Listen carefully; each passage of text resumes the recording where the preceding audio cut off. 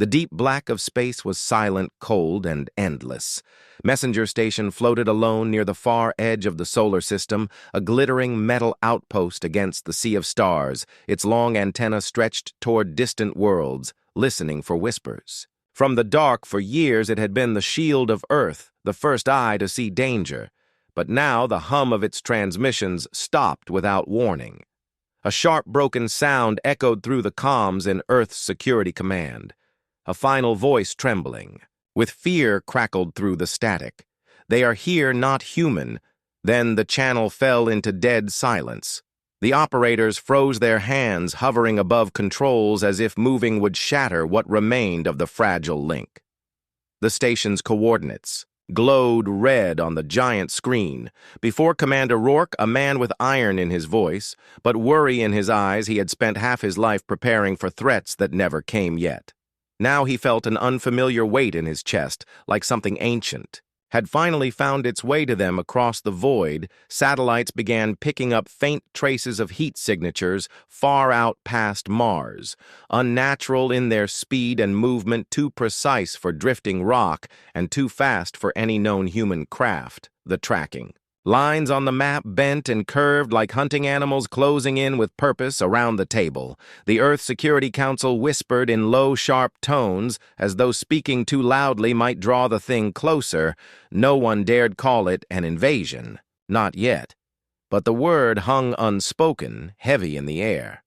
The messenger station was more than a listening post. It carried the planet's deepest secrets and highest defenses. It could warn Earth of danger, hours, days, or even weeks before it reached home. Now that warning was gone and the unknown was already moving. Commander Rourke demanded the last recorded data from the station's sensors. The feed was shaky, full of interference, but in between the static a shape appeared.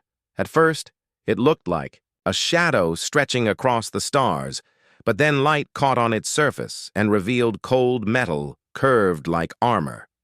Veins of glowing blue ran through its skin, as if something alive moved within it. No clear outline, only hints of vast wings or limbs shifting in the darkness. Rourke's jaw tightened.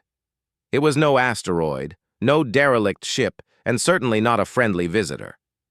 The engineers confirmed that the transmission had been cut at the source, not by malfunction, but by destruction in the control room. A quiet panic grew. No one had ever seen a target take out messenger station so fast, so clean, no distress beacon, no shield activation, just silence in its final seconds. The station's scanners had recorded bursts of repeating, pulses hidden under the static like a heartbeat. Some believed it was noise from the attack. Others thought it might be a signal, a pattern from the intruder itself. Rourke knew there was no time for debate. The contact had crossed the line between mystery and threat. He ordered an immediate security lockdown and activated the first stage of War Protocol Black, a measure so severe it had never been used in history. The room's lights shifted to deep red as emergency systems came online. Earth's defenses began to move fleets. Repositioned satellites redirected their eyes and deep space missiles armed in silent readiness. Somewhere inside him, Rourke felt the urge to wait to gather more data, but the image of that shape in the void refused. To leave his mind like a predator glimpsed only for a heartbeat before it vanished into the dark. Still, the commander had seen enough war to know that not all threats announced themselves before striking, as his orders rippled outward through the chain of command. The faint trail from the heat signatures changed direction. Ever so slightly, the objects were no longer drifting along the edge of the solar system. They were angling in toward Mars, and every reading showed they were accelerating. The planet's colonies were lightly defended, their surface habitats fragile against orbital weapons. The decision loomed before Rourke as heavy as the silence after the last message: defend Mars and risk exposing Earth, or pull back and let the colonies face whatever was coming without help. Before he could decide, a final packet of data from Messenger Station finished its delayed upload.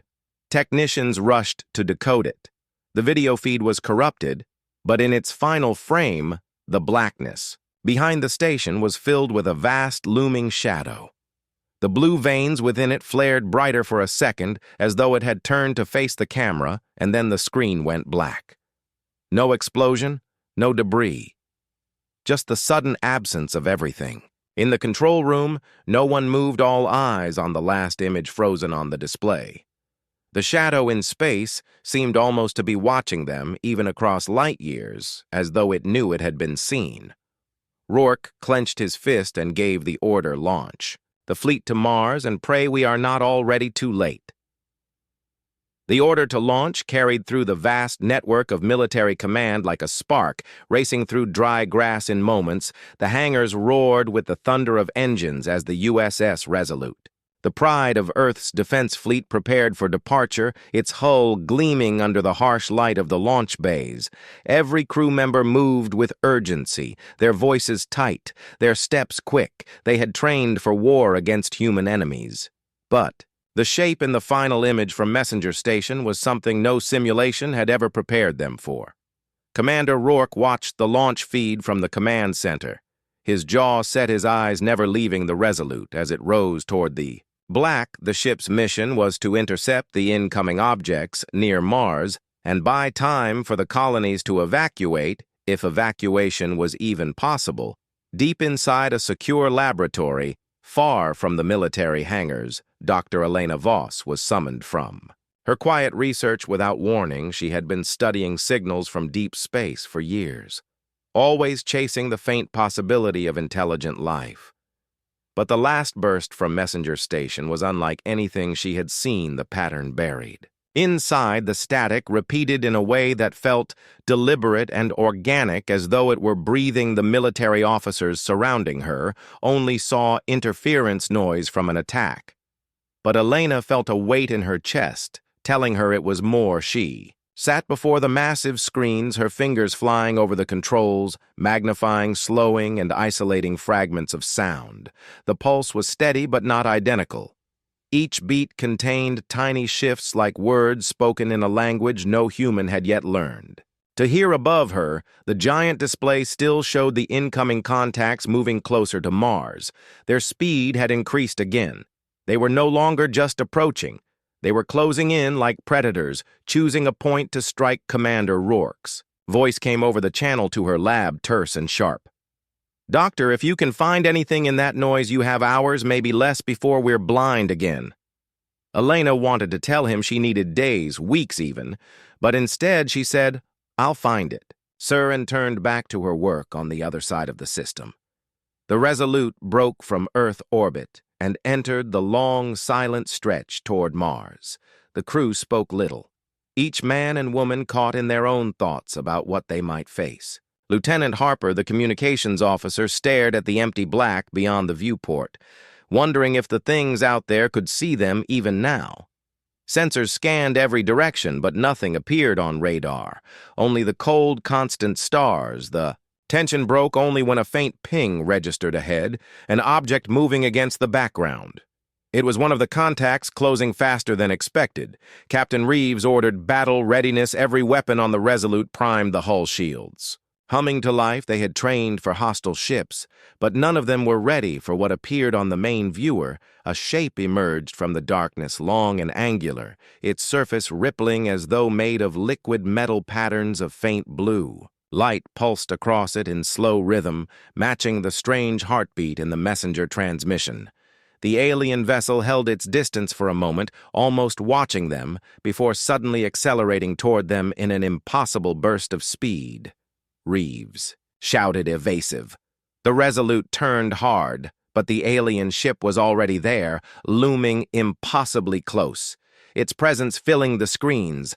A blinding flare of light erupted, and the comms filled with static in the command center on Earth. Rourke leaned forward, demanding a status report.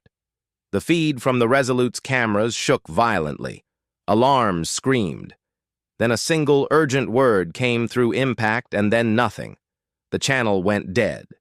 Silence replaced the chaos like a vacuum swallowing all sound. Rourke stared at the blank feed, his mind racing. What had they seen? What had happened to the Resolute? And why had the alien ship not simply destroyed them at the first approach in her lab? Elena froze when she heard the word "impacted" echoed in her mind, but her eyes remained fixed on the shifting lines of the signal she had been decoding in the static. The heartbeat pattern had changed subtly, as if reacting to something she was doing. The beats slowed, lengthened, and began to repeat a sequence she had seen in no natural phenomenon. The rhythm became almost musical, a simple four-note rise and fall again and again. It was not random. It was deliberate. The realization hit her with a chill. The last message from Messenger Station was not a distress call. It was a signal sent to someone or something else, perhaps. Not to warn humans at all, perhaps to call them. She replayed the altered pattern over and over her thoughts, racing if the Resolute had made contact. Had the aliens responded to the same pattern? Was the station destroyed because of a misunderstanding, or because humans were never meant to hear the message? The incoming objects were still heading for Mars, their formation tightening into a single spear. The first images from Mars came in fragments, trembling and distorted by interference, but even broken, they told a story of terror. The skies above the red planet were streaked with burning lines of light as something in orbit fired down beams of pure energy. Columns of molten rock erupted, where the beams struck, tearing apart entire domes and scattering their glowing remains into the thin atmosphere. Alarms wailed across the Martian colonies, but there was nowhere to run. Evacuation ships were either too slow or already destroyed in orbit. Commander Rourke stood in the Earth Command Center, his fists tight against the console, as the live feed showed a colony habitat shatter like glass under the invisible force of a strike. The view shifted to a soldier's helmet cam as he ran through choking dust and crimson haze, his breathing ragged behind him. The horizon glowed with a line of blue light slowly sweeping closer. It was not random destruction. The alien ships seemed to choose targets methodically, one after another, like a predator mapping its prey. Yet what unsettled Rourke most was that the attacks paused at strange intervals, as if the attackers were searching for something. And when the beam came, it was silent. No thunder, no visible weapon, only the sudden tearing away of matter until nothing remained in the lab far below the surface. Dr. Elena Voss stared at the chaos on her own feed, but her focus was still on the signal she had been decoding. The heartbeat pattern was still there, but now it was changing again, faster, sharper. Almost as if it were reacting to the attacks, her mind raced through possibilities. It might be a countdown, a signal to others, or even a form of targeting. Whatever it was, the aliens were listening to it too, perhaps even following it. Then a sudden upload appeared in the data stream, a direct feed from one of the Martian survivors. The soldier whose helmet cam had been broadcasting had reached cover inside the ruins of a half-collapsed dome. His voice shook as he described what he had seen. The alien craft hovering above the colony had stopped firing entirely when it reached a certain point.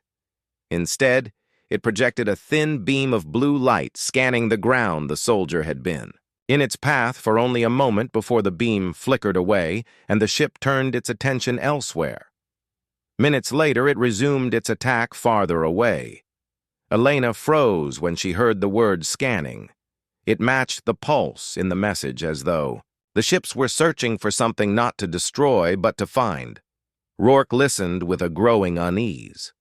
This was not a war as he understood it. It was something colder, more precise. The feed from Mars flickered again, showing the alien vessels slowly pulling away from the surface, their long shapes reflecting the dim light of the distant sun, instead of continuing their destruction. They began climbing higher toward the thin edge of the atmosphere. Data officers scrambled to track them, reporting that their trajectories were shifting away from the planet entirely. They were not retreating into deep space, but turning deliberately toward Earth. The room fell silent, except for the quiet clicks of consoles as every eye turned to the main display. The alien formation was moving in perfect alignment like a spear tip, cutting through the void aimed directly at home. Rourke's instincts screamed to fire every weapon Earth could muster, but another part of him felt the weight of uncertainty. These ships were not behaving like a conquering force. They were following a purpose only. They understood perhaps one linked to the signal from messenger station in her lab. Elena's fingers moved quickly over the console, pulling the latest scans. From Mars, overlaying them with the heartbeat pattern, the shapes matched in ways that made her skin crawl. The alien scanning beams pulsed in rhythm with the sequence hidden in the static. It was no coincidence the attackers were not just ships. They were receivers tuned to a call that messenger station had heard before anyone else. Perhaps the destruction of the station had not been an act of hostility, but an attempt to silence the call before it reached others, or before humans could interfere. She wanted to tell Rourke, but hesitated. The chain of command was locked tight now, and the military's first response to any threat was to destroy it, even if it meant eliminating any chance to understand it. The alien fleet drew closer, to Earth every hour, their speed constant, their formation unbroken, and deep within the static of the first message, the heartbeat grew louder, as though whatever was coming was already here and listening. The alien fleet was now close enough for Earth's outer defense satellites to capture them in chilling clarity, long spear-like hulls of black metal, with veins of blue light flowing like blood beneath their surface. They moved in complete silence, gliding as if the vacuum itself carried them forward. No visible engines, no exhaust, just an unbroken advance toward the moon's orbit. Earth's military response was swift, massive fleets rose from their launch stations like swarms of silver insects engines burning bright against the dark commander. Rourke stood in the central command ring, eyes locked on the main tactical display as War Protocol Black reached its highest stage. Every human weapon that could reach space was now active orbital missile silos, primed planetary railguns charging. Deep-sea submarines surfacing to prepare long-range strike drones. The plan was simple and brutal. Intercept the aliens before they crossed the moon's shadow and push them back, or destroy them before they reached firing range in a separate secure lab far from the tension of the command floor. Dr. Elena Voss worked in silence, her mind turning over the signal again and again. Now the pattern seemed almost alive, reacting to every movement of the alien ships. It pulsed faster when they closed. It slowed when they adjusted formation. It was like watching a heart change rhythm under stress. She no longer doubted it was a form of communication. And worse, she was starting to think the aliens were not the ones who had sent it in the first place. The fleet met the alien ships in the cold shadow between Earth and Moon. The battle began in a blinding flash of weapons. Fire streaks of light cut across the void. Railgun rounds the size of small cars hurtled through space, while missile trails spiraled toward their targets. For a moment, the human fleet seemed to overwhelm the darkness with sheer firepower. Then the alien counterstrike came in an instant. Bright lances of energy slashed through the battlefield, cutting through human ships as if they were paper.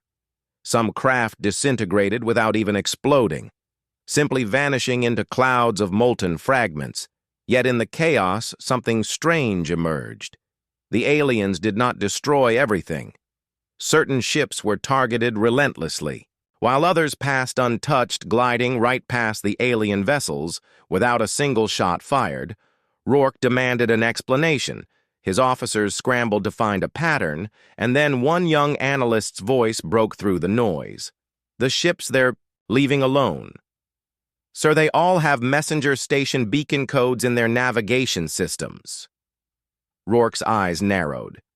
Messenger Station had issued those codes to only a few vessels, mostly research ships and long-range scouts. Why would the aliens spare them in her lab? Elena froze, hearing the same report through her secure channel. It fit perfectly, the alien scanning on Mars. The ships spared here the signal from Messenger Station. This was not a war in the traditional sense. It was a search. And only certain ships carried what they were looking for. If the aliens were sparing vessels with those codes, then destroying the rest Earth's attack might already have sealed its fate before she could act further. A sudden alert blared across. The lab, a fragment of alien technology recovered from Mars and kept under heavy guard, had powered on its smooth, black surface rippled like liquid before shaping itself into a jagged spire, faint blue light glowing along its edges without warning. A voice filled the lab, deep calm and speaking in flawless English. "You are making a mistake." The soldiers guarding the artifact raised their weapons, but the voice continued. "The first strike was not ours. The messenger fell silent because of you." Elena's breath caught in her throat. The meaning was immediate and terrifying. Earth had fired first, somewhere in the chaos of early detection defense. AIs had misread the alien approach as an attack. Messenger station had been destroyed by human weapons, not alien ones outside above the Earth. The battle was still raging, but the alien fleet was holding formation, pushing forward steadily, their weapons firing only in response to human attacks. Rourke stared at the feed from the battle. Every instinct told him to hit harder to drive them back, but the words from the alien device replayed in his mind the possibility that they were not invaders, but something else entirely.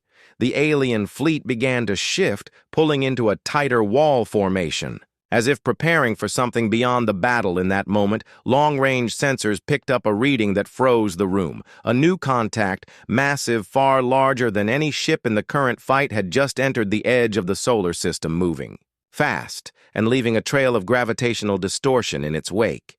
The alien artifact pulsed brighter, and the voice spoke again. "Now you will see why we came." The sensor readings poured into Earth's command center in chaotic streams, numbers so large they seemed almost meaningless to the officers trying to process them. The new contact was not just big, it was colossal, dwarfing even the largest alien ships in the current fleet. Its size rivaled that of small moons, and its gravitational wake was bending the orbits of nearby debris. The long-range images came in blurry at first, but even through distortion, the shape was monstrous, a jagged hive-like, mass covered in countless spines, each one rotating slowly as if searching for prey. The structure seemed to move with a slow, terrible certainty, swallowing the darkness around it.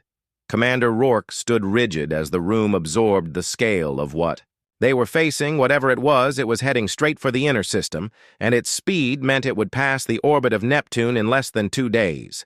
The alien fleet, still locked in combat with Earth's defenses, suddenly shifted their formation, pulling away from the fight, as if the battle no longer mattered. The change was immediate and precise, not a retreat, but a reorientation.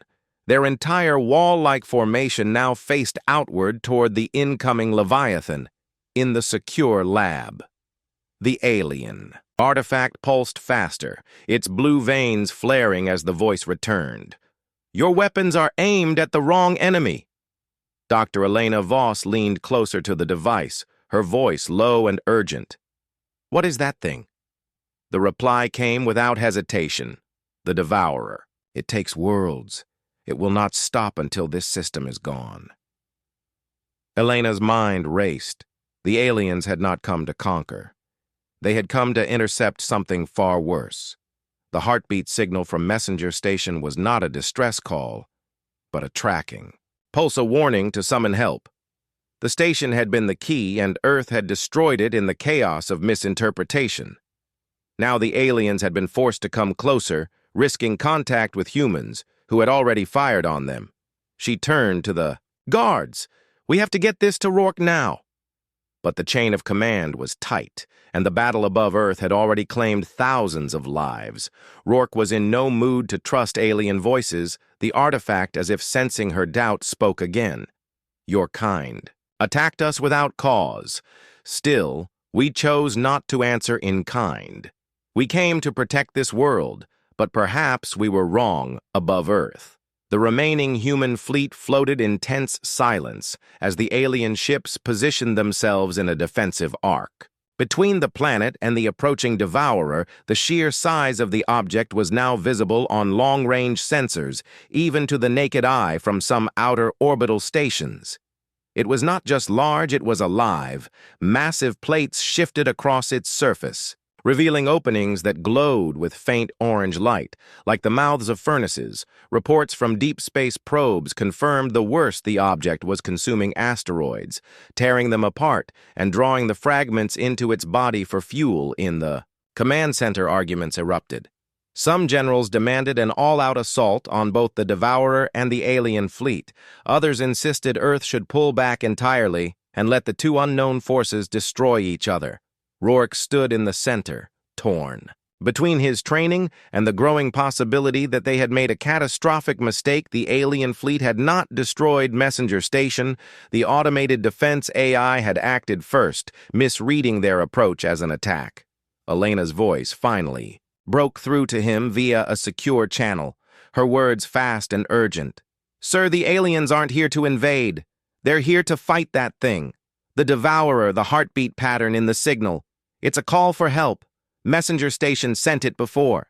The Devourer got close. Rourke hesitated, watching the alien ships holding their line in the path of the incoming giant. If what Elena said was true, they were Earth's only hope. The artifact spoke again directly into the command network. "Our fleets can stand against it, but not alone. Your first strike damaged us and slowed our arrival. If you wish to live, fight with us, or watch your world fall." The room went silent, every eye on Rourke. The choice was his: unite with the very force that had almost destroyed them, or cling to mistrust and fight everyone at once. The sensors pulsed again, showing the Devourer's acceleration. It would reach the alien line in hours. Rourke drew a slow breath and gave the order: open a channel to their fleet. "Let's see if we can do the impossible together." The channel opened with a burst of static, and then the alien voice filled the command center, calm but edged with urgency. "The Devourer is close. We will form the shield. You will strike the core, Commander." Rourke stood at the center of the ring, surrounded by officers and flickering tactical displays, his gaze fixed on the incoming monstrosity.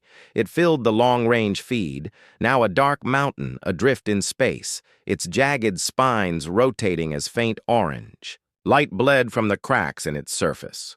The alien fleet moved first, pulling into a tight crescent between Earth and the advancing behemoth, their black spear-like hulls pulsing with the blue glow of their inner systems. The sight was unlike anything humanity had ever witnessed, a wall of alien ships braced not to attack Earth, but to die for it. Rourke's voice cut through the silence to every ship in Earth's defense network. "All units form strike wings, 1 through 5, aim for the coordinates provided by the alien fleet. Those are our only target zones, deep beneath the surface." In the secure lab, Dr. Elena Voss relayed the Devourer's weak points, sent by the alien artifact. Each one corresponded to massive energy conduits buried deep within its body. If they could overload even one, it might slow the thing long enough to destroy it. The Devourer crossed the orbit of the moon, and the battle began. Alien ships surged forward, unleashing streams of concentrated energy that lit the void in blinding arcs. Earth's fleet followed their missiles and railgun rounds, streaking toward the colossal predator. The return fire came seconds later. Searing orange beams erupted from the Devourer's surface, sweeping through the alien line. Whole vessels were vaporized in an instant, leaving only burning fragments that spun into the dark. The alien formation held each loss, closing with frightening precision. Even as more ships fell, Rourke's strike wings darted through gaps in the wall, guided by alien escorts. The closer they came, the more the scale of the Devourer dwarfed them. Its surface was a jagged labyrinth of towers, ridges, and yawning openings, big enough to swallow battleships. The first wave of Earth's weapons slammed into the targeted conduits. Explosions rippled across the creature's outer plates, but it did not slow. Instead, its spines rotated faster, and a deep vibration rattled every ship, as though the very fabric of space trembled around it in her lab. Elena's eyes widened. She recognized the pattern in the vibration. It was not random. It was a counter-signal, an attempt to disrupt the alien coordination. She shouted into the comms.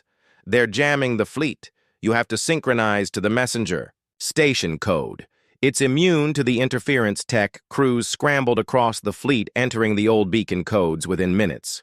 Formation discipline returned, alien and human ships moving as one. The Devourer's advance slowed slightly, but not. Enough Strike Wing 3 dove into a massive opening on its side, disappearing into darkness. Moments later, their feed showed an endless tunnel of churning machinery. They fired everything they had. Detonations tore through the structure from within. And for the first time, the Devourer roared, a soundless vibration that shook every hull on the battlefield. The alien artifact in Elena's lab flared bright, its voice sharp. "The core is exposed now." Commander Strike Rourke ordered every remaining weapon to focus fire. A spear of combined alien energy and human ordnance drove straight into the glowing heart revealed beneath shattered armor. For a heartbeat, the void was filled with light brighter than the sun.